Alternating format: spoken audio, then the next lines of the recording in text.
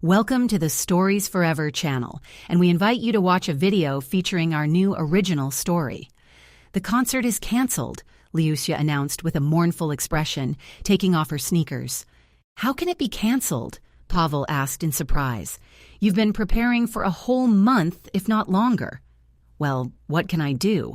They informed me at the airport that the concert hall was flooded, and you won't find a new venue in a day, and it's impossible to notify everyone.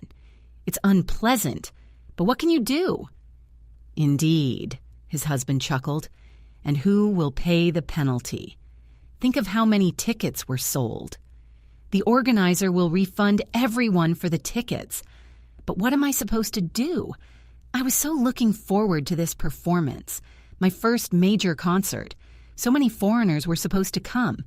You understand yourself, the career of a composer is not the easiest in this life. This was a chance, Pasha, a serious chance. Because of some incompetent utility workers who can't maintain the pipes in the concert hall on time, everything went to waste. Yes, they'll pay me the penalty, but it's not about the money. What if the opportunity never comes again? Liusia, don't worry. Pavel squeezed his wife's hand tightly. So what? You'll have thousands of concerts in your lifetime. The main thing is that you're a genius, and that's always valued. Maxim Dmitrievich will quickly organize a new concert for you. He's personally invested in your success. Don't forget. I hope so, Liusia sighed. And this morning I even yelled at you about the packing. Forgive me, Posh, it's all nerves. You know yourself, I'm always beside myself before performances. I can't help it. And why are you home, by the way? My meeting was canceled, too, Pavel chuckled. Just kidding. Meeting after lunch in the center. No point in going to the office. I've warned everyone there not to wait. Ah, Liusia smiled. I see. My poor dear. You work so hard so I can write music at my leisure. Pashka, I promise. I will definitely become the best composer of our time. I'll give tons of concerts, earn a lot of money, and then we'll start living at our leisure. And you won't have to contort yourself before investors and bosses to wring out another penny. Tell me, when was the last time we just went somewhere together, took a trip? What does that have to do with anything? Well, how? I don't leave the studio. The house is piled high with sheet music. This synthesizer, thankfully modern technology, allows everything to be done with headphones. Otherwise, you'd go mad if I also played a classical piano. Listening to my failed exercises, and the income is not that much yet from my work. That's why you have to spend almost around the clock in your office. Sometimes we don't see each other even once a day. That's how youth passes, before you know it. Don't exaggerate, Pavel hugged Liusia. It's all right. You're just upset. Go rest, have some tea, and I'll leave in about an hour. I promise I'll be back earlier today. Maybe we'll go somewhere. At least just for a walk. The weather is wonderful. And it's very romantic in the city in the evening, right? Liusia's eyes lit up. Great idea. Oh, what's this? Stop! The expression on Liusia's face showed that a new melody had suddenly sprung to life in her mind. There, Pashka, super music. He smiled. Don't tell me I inspired you just now. Exactly. Liusia kissed her husband loudly on the cheek. All right, no talk of resting. I'll go write down the notes quickly or I'll forget later. Pashka, you are my muse. It sounds funny to refer to a man that way. The husband laughed. Well, never mind. It's not exactly flattery that I, this ordinary person, can inspire you to create another masterpiece. And I'm off to the synthesizer. Liusia's eyes sparkled. If anything, call louder. I'll be wearing headphones so as not to distract you. God, this is going to be a masterpiece. They really say that there would be no happiness, if not for misfortune. If I were flying on a plane right now, no melody would have been born in my head, and such a one, too. Liusia left her suitcase in the hallway and, fluttering, rushed into her mini studio, set up in the nursery that was never finished. Without wasting a minute, she sat down at the synthesizer, turned it on, put on her studio headphones, and closed her eyes. The melody, clear, bright, filled her mind, penetrated her very being, sparkled and shimmered. It happened rarely, but it was in such moments that Liusia knew for sure that she was on the path of her true calling. A quarter of a century ago, when her beloved 6-year-old grandfather, Vasily Larionovich, first took her to music school, she already firmly knew who she would become when she grew up. Music was everything to Lyudmila Romanova. It surrounded her, permeated every cell, helped her live, learn, love, create. "You will undoubtedly become a great composer," her grandfather chuckled when Lyusia played him her first piece. It was a short etude, inspired by a flock of starlings swirling around a rowan tree. Lyusia was about 7 years old then. She worked on it for a long time. "No, it came to me on its own," little Lyusia beamed, twirling on a round stool at her grandfather's grand piano. "I hear music in every sound around, in every object. All that remains is to play and remember. Even you, Grandpa, have your own melody." "Well, play it," the grandfather laughed. Lyusia, confidently placing her fingers on the black and white keys, began to play. Vasily Larionovich wept then. It was the first time the girl had seen a man cry. Not stingy, not ashamed, but real tears, revealing the very essence of the human soul. Many years have passed since then. Lyusia graduated from the conservatory, and the child prodigy was known throughout the city. But after her grandfather's death, Lyusia couldn't play for a long time, and only her marriage to Pavel revived her innate talent. Lyusia played with Pashka always and everywhere, composing one melody after another. Soon she gained popularity. She was invited to events. Popular singers often turned to her for her services, but Lyusia's true passion was classical music. She dreamed of one day, like her favorite composers of the past, making a splash in the world. And now, finally, the first major concert. By that time, Lyudmila Romanova's repertoire already included many works, from simple pop songs to concertos for symphony orchestras. Lyusia had even written 2 operas, one of which was staged abroad. Tomorrow's concert was supposed to be her ticket to the world of serious music, alas. But Lyusia wasn't discouraged. Where one door closes, another always opens. The melody playing in her head now was the beginning of something new and great. Lyusia knew that for sure. And, as always, her beloved man had inspired her. Her fingers glided over the keys, creating the framework. A smile shone on Lyusia's face, and tears streamed down her cheeks, as it always happened when she composed her works.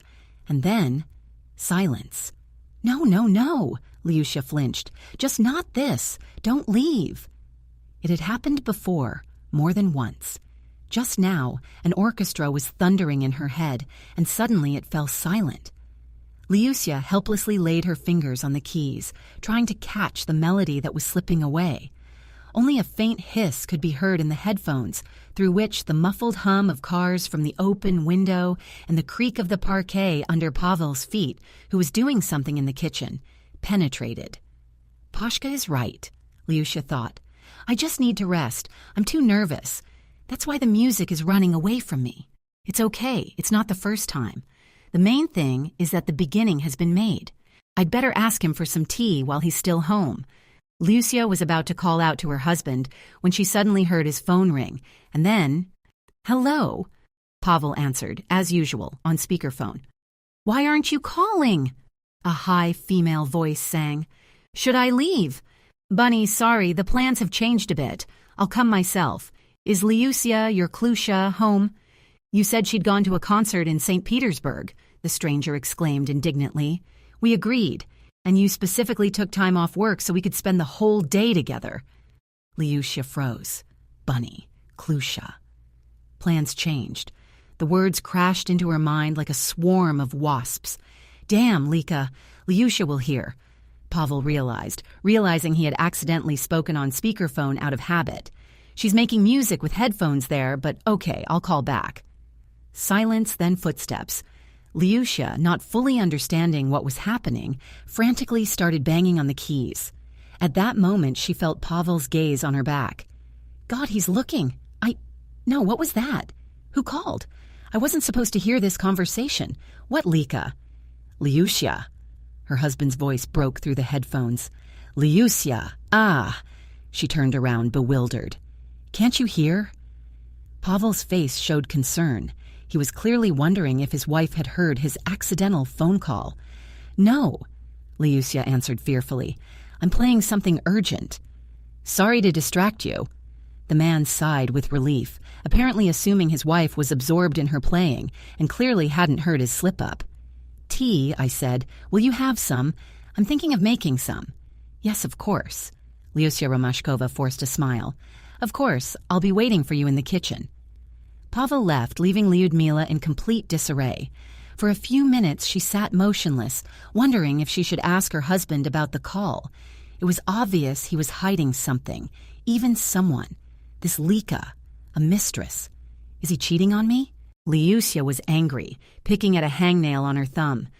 Maybe I'm overreacting, but he hung up so abruptly, and he even said that I shouldn't have heard the conversation. And this woman doesn't sound like a colleague.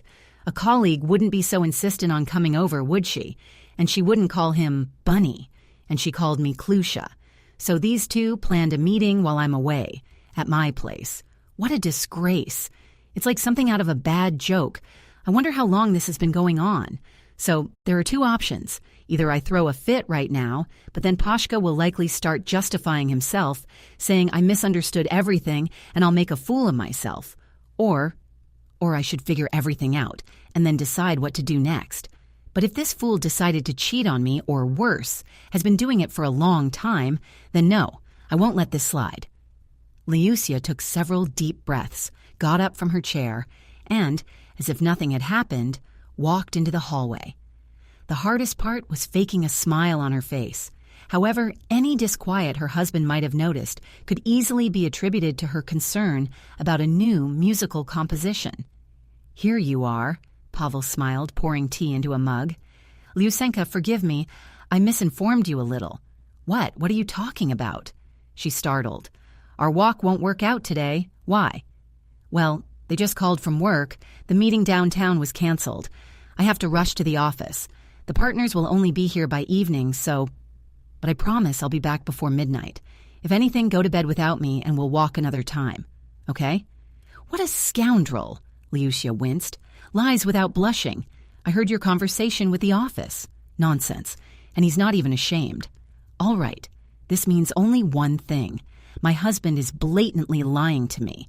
And this Lika, it seems, is indeed his mistress. And he's not going to work now at all since he already took time off, but to her. All right," she muttered aloud. "Don't be upset, just be good."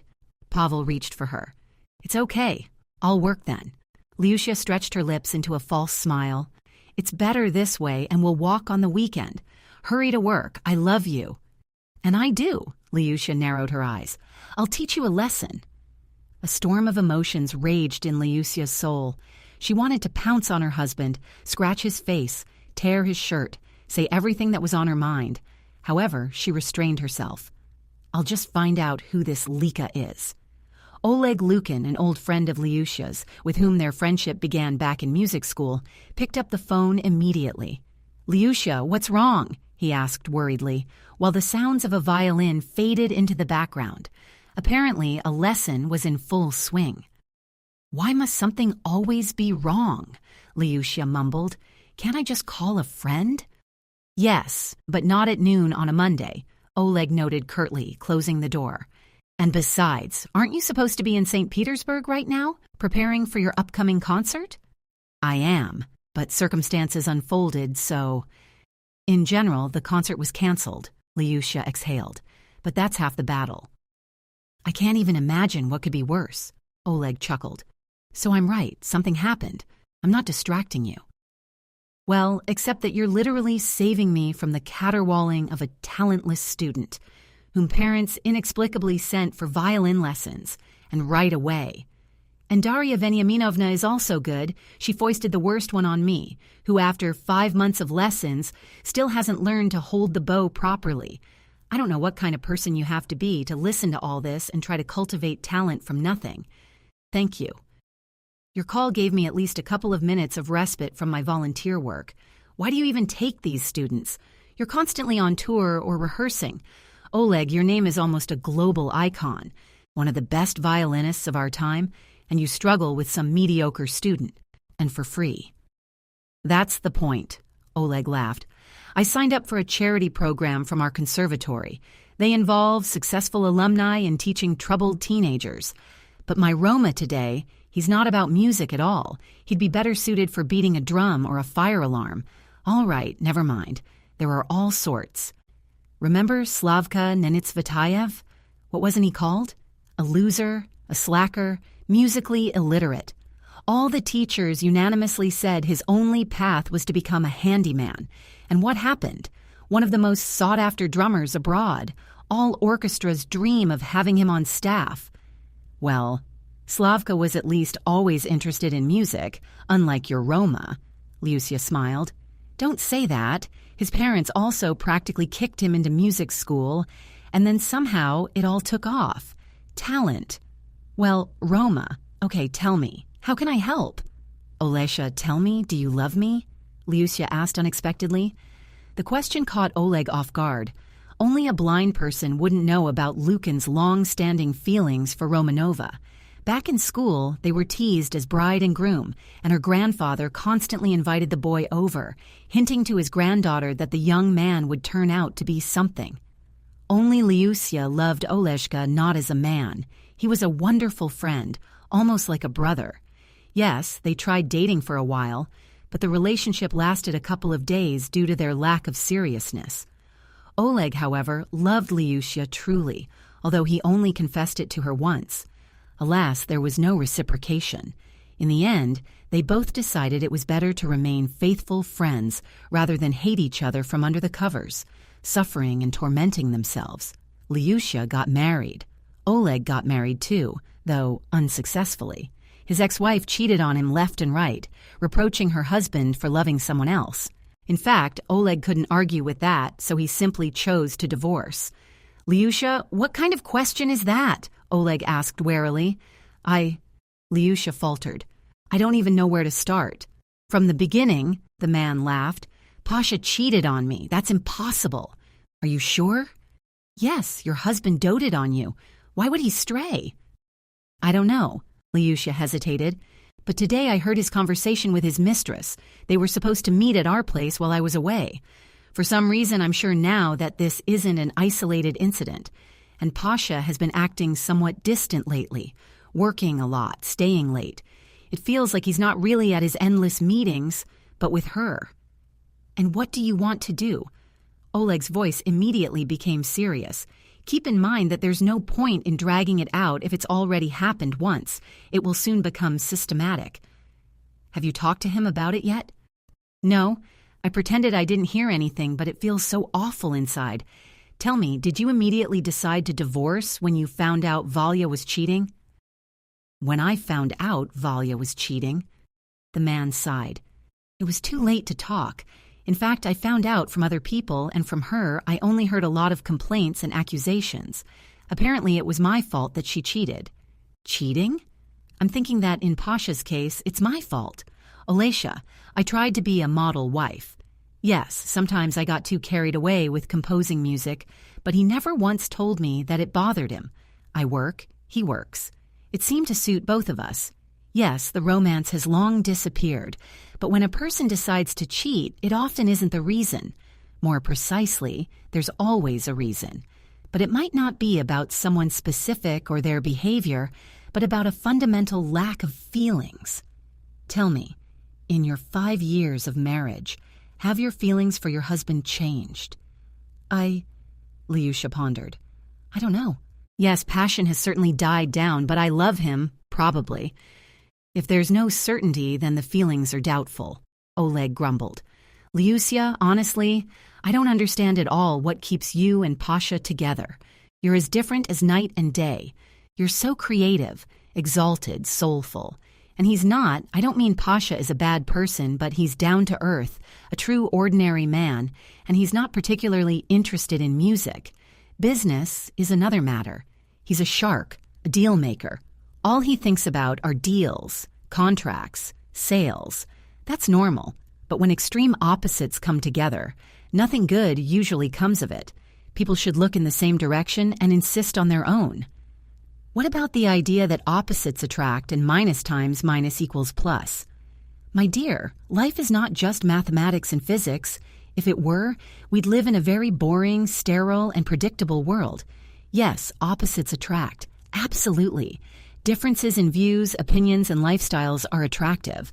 I don't argue, but only for a while. Then comes a period of saturation, followed by alienation. Pasha fell for you because he couldn't help it otherwise. Bright, beautiful, unusual, and also a genius pianist. Besides, among businessmen of his caliber, marriage to a creative woman is, so to speak, a kind of status symbol. Only when the dust of passion settles, the realization comes that you have nothing substantial to talk about. If you had a child, there would be common topics. But in fact, with each passing day, there are fewer and fewer, if anything remains at all. Even your so-called love, forgive me, but I don't believe in it. You're just used to living with him, used to him being around, to having a shared life, some things, an apartment. Marriage is convenient. You can always rely on more than yourself, worry and rejoice together. But when there's no love, over time it turns into a heavy burden. And then many decide to seek relationships on the side. Your Pavel might have unconsciously fallen in love with another woman because he was tired of you, of himself, of your passion for music, of the fact that everything has become bland, boring, and your interests hardly concern him. But, Lyusia interrupted, there can be no buts. What Pavel did is on his conscience, but don't you dare justify him or look for flaws in yourself either. I know what you're like, and I also know that you are not a match at all. I'm not saying this because I love you, although that's part of it. I just want you to be happy, to do what you love, and to have joy around you always. And your grandfather would have wanted that too. Your marriage lasted 5 years. Well done. I thought you'd split up even earlier, but now you have to accept the circumstances with dignity, learn from them, and then move on with your head held high towards true happiness. Thank you, Oleshka, Lyusia smiled.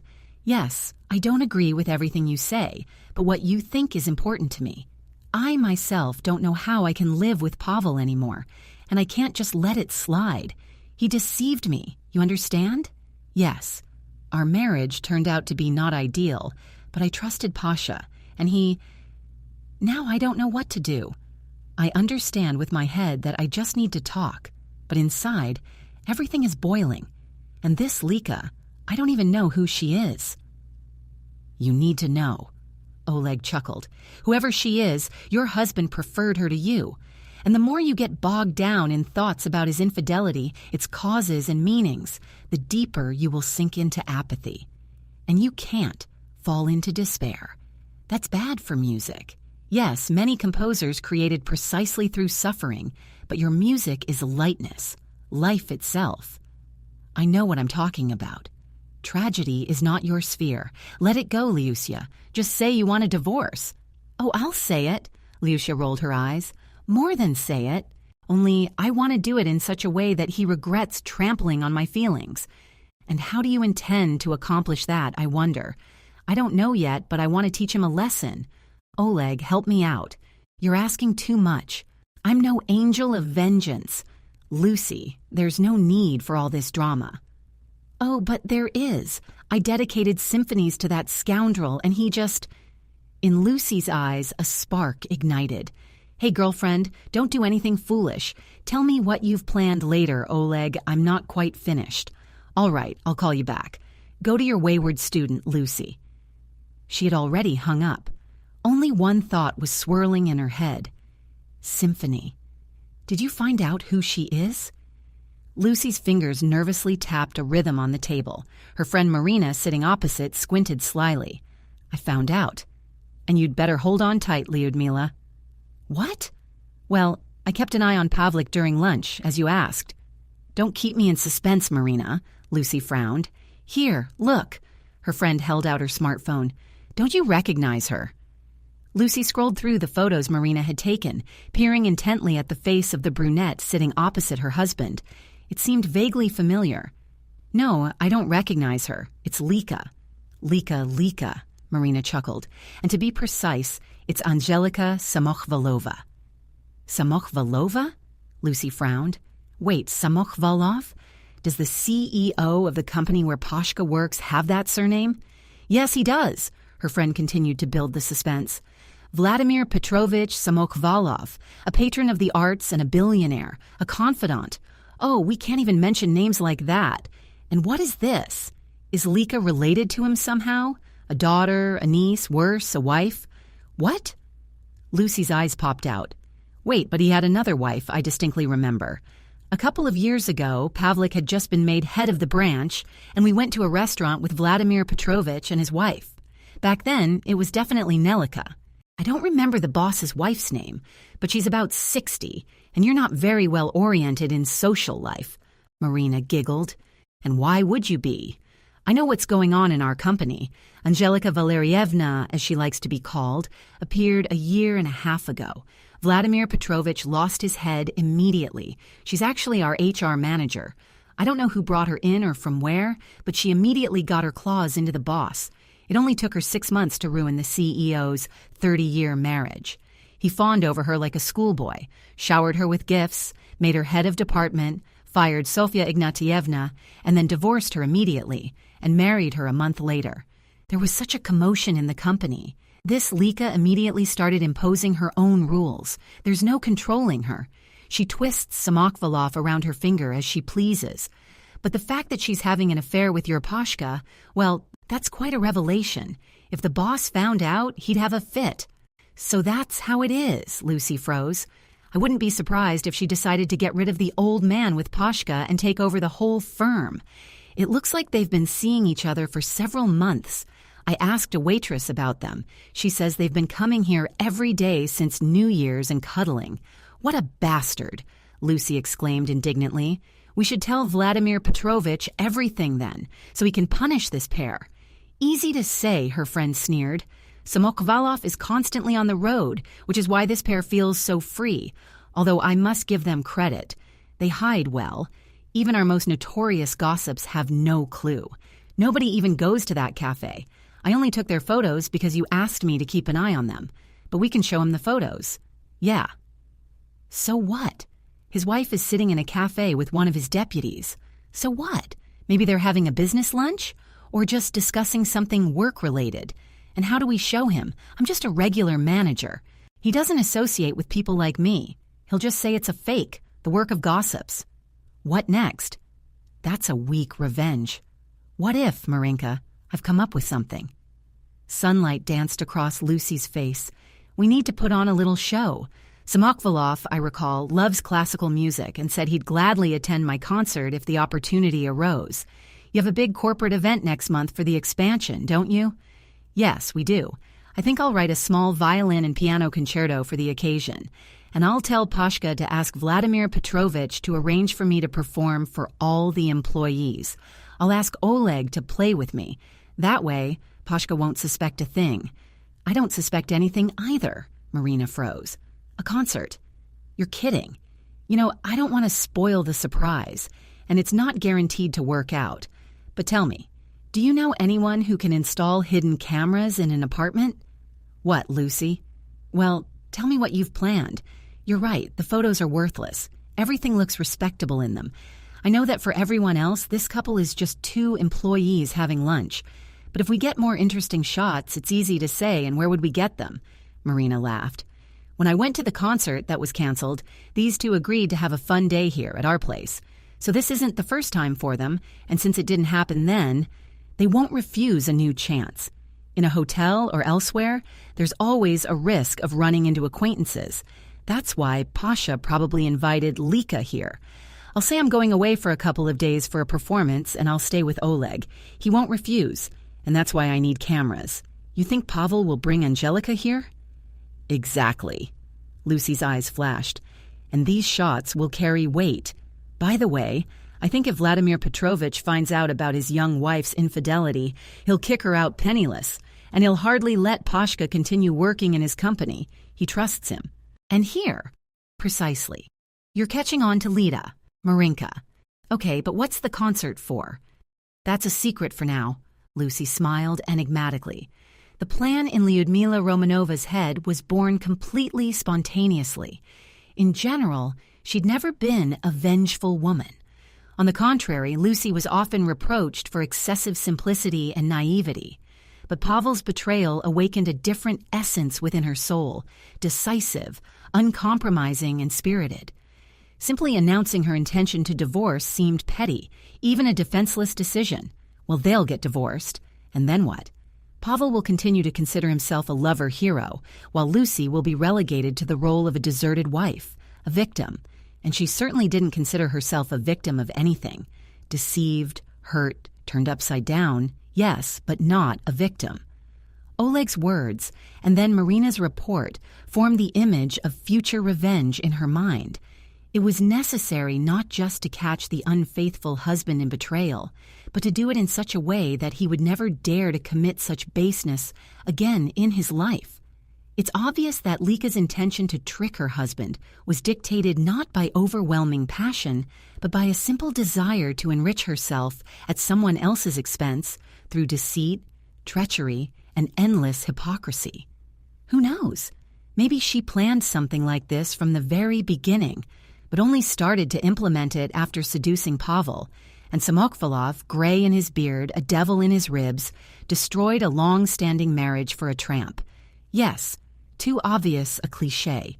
They say life isn't like the movies. It is, and even worse. Frankly, Pavel's further fate ceased to concern Lucy from the moment Marina said he'd been stepping out for months, and not with just anyone, but with the boss's young wife. Even from the perspective of a madman, this seemed absurd.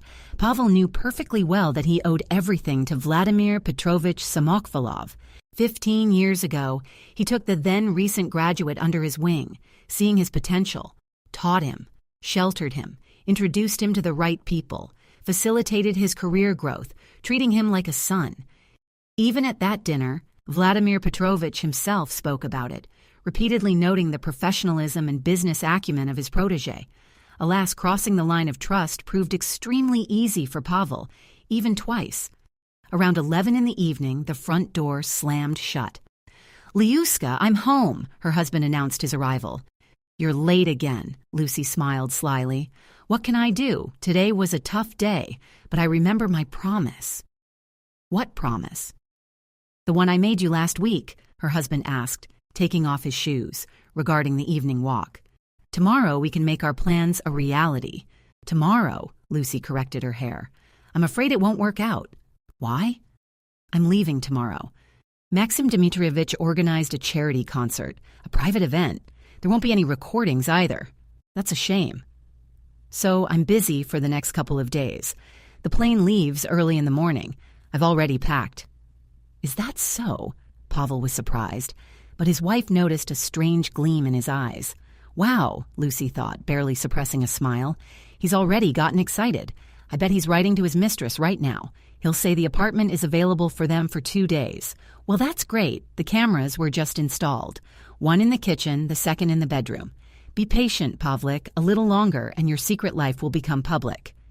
"Yes, sorry for telling you like this," she added aloud.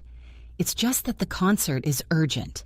Maxim Dmitrievich feels guilty about the previous one being canceled, so he's in a hurry to keep me busy. But I promise, as soon as I get back, we'll figure out where to go. By the way, I've been thinking about something else." "And what is it?" Pavel frowned. "I'd like to ask you to talk to Vladimir Petrovich Samokvalov." A vein pulsed on her husband's temple. "About what?" "You have a corporate event soon. Marina and I were talking. She says there will be important guests, new foreign partners. Maybe my performance should be included in the program? I'm just finishing work on a mind-blowing concerto for violin and piano, which is dedicated to you. I think investors would be pleased to know that one of their leading employees is a promising composer. What do you think?" "What do you think?" Pavel pondered. "Not a bad idea. And at the same time, we can liven up the dull program.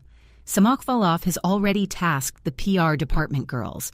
I'll definitely tell them, 'No, Lias, the idea is really great. We'll also raise the cultural level of the employees, and extra publicity for you.'" "That's great. I'll tell Oleg to learn his part." "Lukin," Pavel's face darkened. "What does he have to do with it?" "Well, Oleg is one of the best violinists of our time. The concerto has a difficult part. Few people can handle such playing in a short time, and Oleg is a virtuoso. Well, her husband sighed. He dislikes Lukin, knowing his feelings for his wife. But perhaps the affair with Lika dulled his jealousy. Or maybe Pasha would have been glad if his wife had been distracted by someone else so as not to interfere with the development of his own side affair? Fine. Let him learn. I'll let you know when Samokvalov gives the go-ahead. In the meantime, sleep well so you're fresh in the morning. After all, a sudden performance is stressful. And please wear those earrings I gave you for our anniversary. You'll look good in them. I've already put them in my bag. Lucy's eyes gleamed. Everything was going according to plan so far. Lucy and Oleg sat at the table, looking intently at the laptop screen. The image was transmitted from 2 cameras installed in the apartment. I can't watch this, forgive me. Lucy wrinkled her nose. Oleg, please record everything. I've seen enough. The rest is just a matter of technique. No problem, her friend smirked. Yes, indeed, and your Pasha turns out to be. Oh, sorry, it's okay. Lucy waved her hand. I've already accepted this betrayal as a fact, and the details no longer matter personally to me.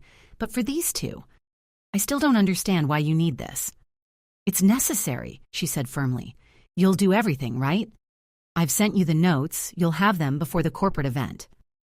Oh, that'll only take 10 minutes, Oleg chuckled. You really don't want to watch the final result later? No, Lucy shook her head. Maybe we should order dinner, the man suggested. A great Spanish restaurant opened nearby. They make amazing paella. You know, let's not order, let's go there, to the restaurant. Oleg was taken aback. But I'm not afraid if someone sees me. And anyway, I just want to relax, spend time with my best friend in a pleasant atmosphere, because Pasha is having a blast, and I have to hide in corners. Not anymore. Especially since these two clearly don't have time for restaurants, and I don't care about the others. Half an hour later, they were already sitting in the restaurant. Lucy was thoughtfully studying the menu. In the corner, on a small stage, a guitarist sat gently strumming the strings with his sinewy fingers. Do you think he's Spanish? Oleg whispered, pointing at the musician with his gaze. He looks it, Lucy smiled. By the way, he plays excellently. And the song, remember? Remember Both of Us? Oleg's eyes sparkled. We used to dance to it at school. True, the arrangement was different then. Did you choose it? Yes, Lucy nodded. Oleg signaled the waiter and asked him to bring wine. This is to celebrate the beginning of your new life. He winked at Lyudmila. I haven't even sorted out the old one yet. She laughed, but she was ready to make a decisive ending, or even an exclamation mark. So Oleg filled his glass and raised his, to the new you. Lucy hadn't had wine in 100 years. Pavel always spoke very negatively about drinking women. And although Lucy wasn't like that, to please her husband, she refused champagne and wine even at parties and social events. But now, suddenly, she had an irresistible desire to tell her husband to go to hell, get drunk, feel the lightness of intoxication, euphoria, the gentle sway of reality. Perhaps Oleg looked at her strangely. What? Lucy noticed confusion on her friend's face. Shall we dance now? She asked, surprised. What? There's no one to be ashamed of. There are few people. And the place is like this. Come on, Lyoska, it's not difficult. Dancing helps you relax. Well, I don't know, Lucy blushed. And the food will be here soon. But Oleg didn't give her time to think. He deftly got up from his chair and in the next moment was already standing beside her, offering his hand, so strong, so reliable. Lucy slowly extended hers. The Spaniard was already playing something else, but the melody seemed so alluring, so joyful despite its minor key, so alive. They danced and danced. For the first time in her life, she felt unimaginably light, even wonderful. All night, Lucy tossed and turned, unable to fall asleep. All her thoughts revolved around Oleg, his smile, his sense of rhythm, his flexible movements to the Spanish guitar, the scent of his perfume, slightly sweet, a little tart, and somehow tropical. I never even thought that Oleg could dance so well, she smiled to herself.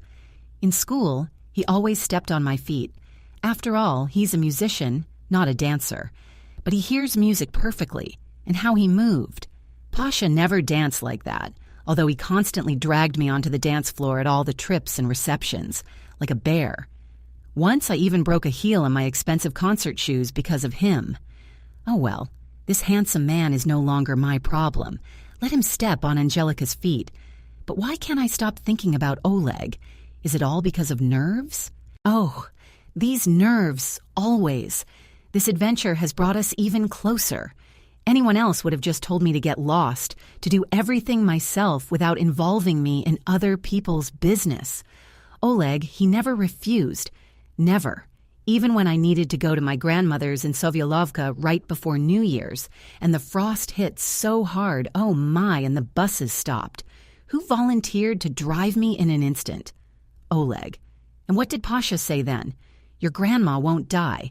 She'll outlive us all. Why would I want to go to such a backwater? A scoundrel, in a word. And how did I not notice all this before? Is it true that people tend to wear rose-colored glasses when they are charmed by someone? That's how I was. I wore them, and then they accidentally shattered, and everything fell into place. Now it became clear where Pasha had been disappearing to yesterday, why he didn't let go of his phone, and instead of ringing, set it to vibrate or silent. Why he started shaving smoothly, smiling less, avoiding spending time with me, and I was just a fool. I drowned in my music, saw and heard nothing but it, and even dedicated all my works to my husband. A bit too much honor, nothing. The last song hasn't been sung yet. There's not much left. Lucy fell asleep, still thinking about Oleg. Something inside her whispered quietly that her gaze, freed from rose-colored glasses, was now missing something much more important, and it was urgent to adjust the focus. Are you ready? Marina squeezed Lucy's hand tightly. No. Lucy frowned, nervously looking around. There are so many people here. Of course, almost the entire company is here, and important guests have been invited too. Samakolov is driving me crazy. He's looking for you all over the hall. You should go out, at least say hello. All right, I'll go out. Lucy nodded. And you, Oleg, help set everything up. By the way, have you noticed? Angelica is theatrically pretending not to know your husband at all. There he is, whispering with an investor in the corner for 15 minutes. She's chatting with the accountants by the champagne pyramid. She'll get drunk to the brim, won't she? And that's even better, Lucy laughed. The sharper the contrast, the brighter the effect. Marina disappeared behind the dark blue curtains enclosing the stage. Workers had already installed the grand piano there, on which Lyudmila Romanova was to present her new exclusive concert to the public. The guests were whispering. It's not every day you get to almost accidentally attend a performance by the famous violinist Oleg Lukin, and to be the first to hear Romanova's new concert. Vladimir Petrovich waved at Samakolov, Lucy noticing him with a couple of men. Oh, Lyudmila, the man said with a smile.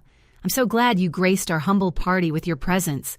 I've been looking all over for you, I asked Pavlik. He said you were getting ready, but the piano is empty. Yes, I was discussing some nuances with the violinist. Oh, Lukin. Vladimir Petrovich nodded knowingly. A brilliant musician. Such a rare nowadays. And not everyone can play your compositions. It requires virtuoso mastery of the instrument. I'm very glad you persuaded him to be here today to delight my subordinates, and myself. Volodya. Angelica sighed languidly, taking a sip of champagne. Why are you alone? Am I alone? The man laughed, embracing his young wife. I'm conversing with our rising star. By the way, you haven't met. Angelica, meet Lyudmila Romanova, a brilliant composer, our guest, and the wife of executive director Pavel Romanov. You know him well, and this is Lyudmila, my dear wife, Angelica Valerievna, but Lika to her friends.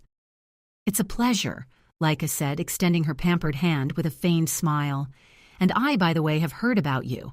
I don't particularly like classical music myself, but I never refuse to listen to a live performance. So you're Pasha Romanov's wife. Imagine that. And I didn't know he had such a charming wife. And I didn't know Vladimir Petrovich had such a lovely companion now. Well, I have to get ready. They were supposed to set up a projector, too. I need to check if everything is in order. Lucy waved her hand elegantly. A projector? Samakolov frowned. Are we going to watch a movie? Ah, yes, Lucy laughed. It's a surprise, but I'll tell you a secret. My performance will take place in complete darkness. There's even special lighting installed on the piano keys, and the projector, well, Oleg Lukin and I thought of everything together. The music I wrote will be better perceived with a visual accompaniment. Nothing special, just images that should evoke certain associations in the listeners. You'll like it, and you, Angelica, especially. Since you don't particularly care for classical music, a movie will smooth over any rough edges. Interesting, Leica said, purring. I'll be looking forward to it. After the official part of the event, the general director's solemn speech, brief reports from the heads of departments, and the presentation of acknowledgments and gifts, it was the creative part's turn. The lights in the hall were dimmed, the curtain opened to reveal the stage, where Oleg Lukin stood by the grand piano in an elegant tailcoat. Applause erupted. And now, ladies and gentlemen, the host announced, allow yourselves to immerse yourselves in the world of beauty, taking a short break from numbers and graphs. On stage is the promising Lyudmila Romanova, piano, and the incomparable Oleg Lukin, violin. Lucy slowly walked onto the stage and approached the grand piano. Good evening, she smiled. Her slender figure in a sparkling blue dress immediately caught everyone's attention. Today is a special day for all of us. I won't give long speeches. I'll just say one thing. What you will hear today is one of my best works. Many of you are already familiar with my work, and some have even become devoted fans. But not everyone knows that I dedicate all my music to one person. He is with us today, Pavel Romanov. Pavel rose dramatically and bowed to the applause of the guests. He is my muse, my life companion, and he has done much for your company. And may my humble composition now delight both him and all of you. She gracefully sat down on a stool near the grand piano. The lights went out, and a bright spot from the projector beam appeared on the white wall behind the stage. The first chord sounded, followed by the violin. On the screen, cityscapes, faces of employees, photographs of Pavel Vladimirovich Petrovich, the office, factories, and companies of numerous partners flashed by. The images changed in time with the music, merging wonderfully with it, creating an atmosphere of celebration, shared endeavor, and dynamic development. The music permeated the air, mixed with the breath of the delighted guests, and flowed through the hall. When Lucia struck the keys for the last time and Oleg raised his bow, silence descended. No one dared to break it. "Bravo!" roared Samokvalov, rising from his seat. "Bravissimo!" Immediately, everyone began to applaud, to admire. Lucia beamed. Pavel, who had sprung from his seat, rushed onto the stage, swept his wife into his arms, and began to embrace her, beamed just as brightly. "Excellent idea, Lyuska," he whispered in her ear. "Samokvalov had his doubts, but now it's clear you did everything right. Thanks to you, he will make me his first deputy. That has already been decided. He said so himself. That's how it is," she laughed. "Great! I can only congratulate you." The celebration continued. Lucia was surrounded by people, showered with praise, asked where and when she was giving her next concert. Oleg was not overlooked either. A whole crowd of women gathered around Skrepek, flirting with the young musician without shyness, even inviting him on dates, upon learning that he was not married. Out of the corner of her eye, Lucia noticed Pavel and Angelica whispering something in a corner. Smiling to herself, she found Samokvalov in the hall and approached him. "Well, how did you like it, Vladimir Petrovich?" "It's a masterpiece, my dear. Simply indescribable sensations," the man said, shaking her hand. "I am incredibly glad that you are part of our Khodakosvin team. Pavel is truly lucky to have such a wonderful wife." "Thank you," Lucia smiled. "By the way, Vladimir Petrovich, this isn't the whole concert yet." Samokvalov froze. "And when is the rest? I need to hear it all. It's a shame, though, that the guests have already started to leave." "It's nothing.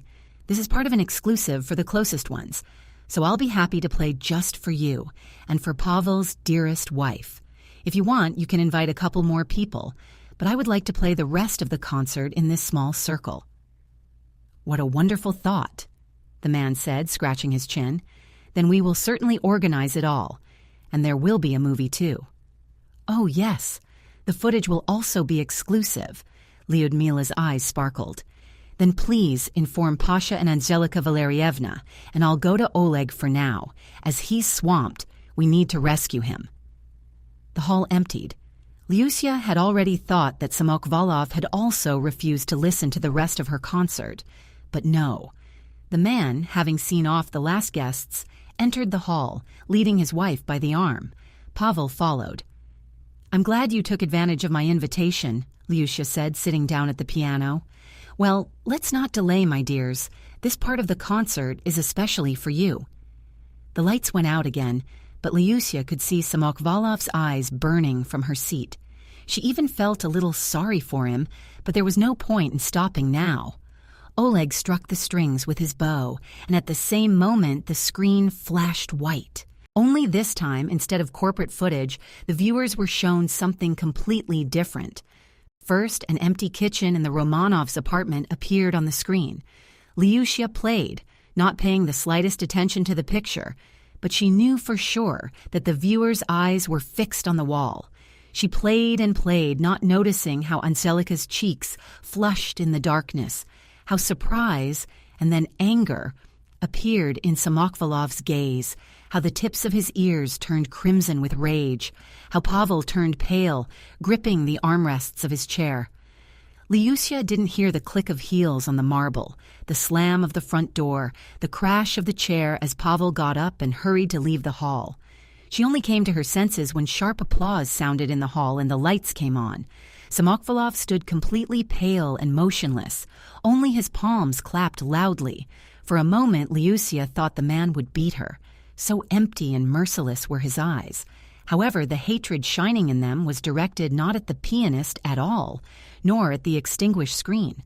Oleg, seeing his friend's confusion, rushed to her. "Laius, are you okay?" he whispered worriedly. "Yes, forgive me. I need to... Vladimir Petrovich." The man still did not move, paying no attention to the people on stage. "Thank you," he said quietly, raising his eyes to Lyusia. "Thank you, Lyudmila." "Yes, not the best gift, however, and you have known this for a long time." Lyusia descended from the stage.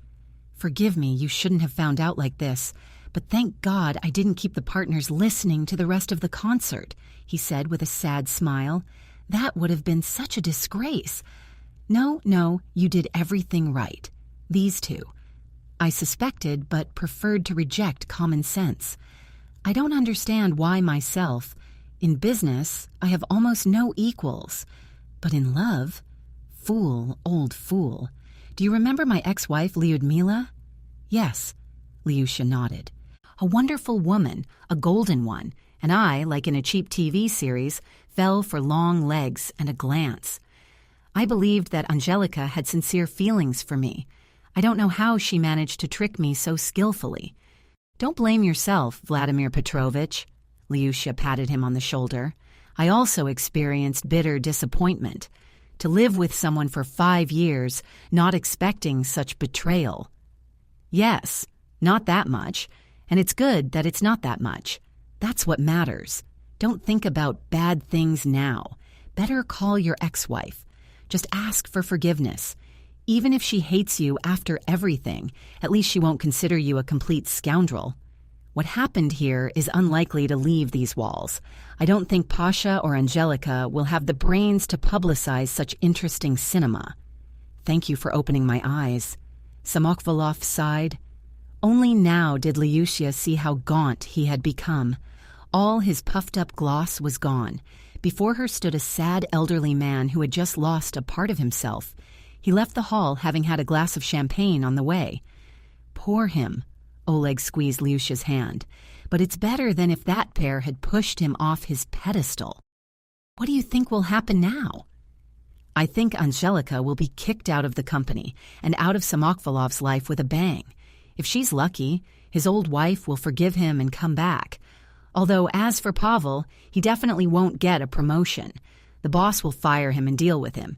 He should have thought with his head when he got involved with his wife. He's to blame himself. I don't pity him at all." "I'm not gloating."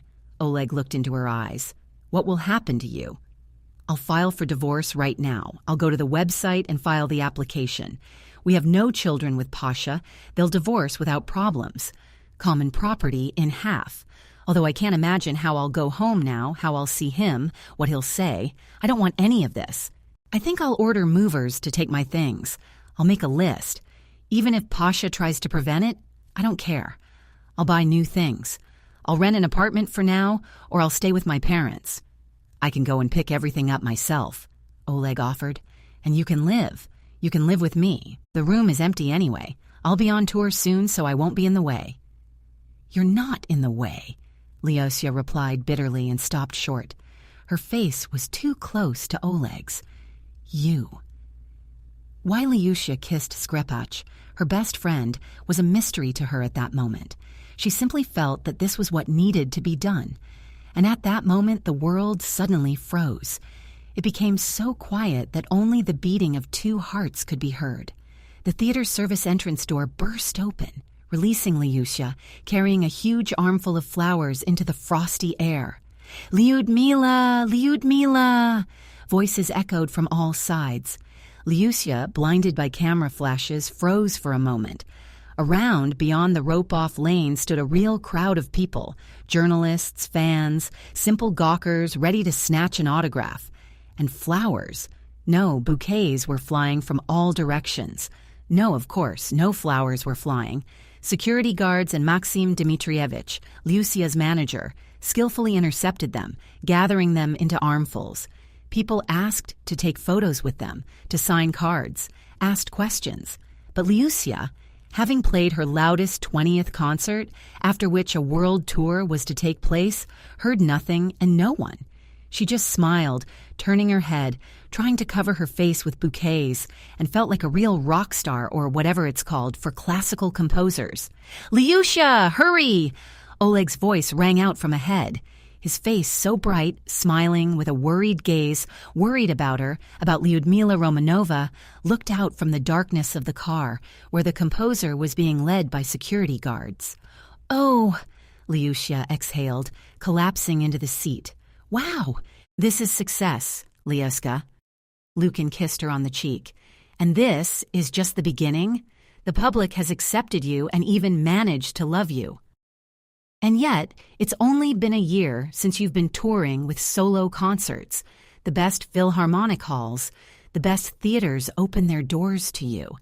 Isn't this what you were striving for?" Lyusia pressed herself against Oleg's shoulder. There was a knock on the window. Lyusia slightly lowered the glass.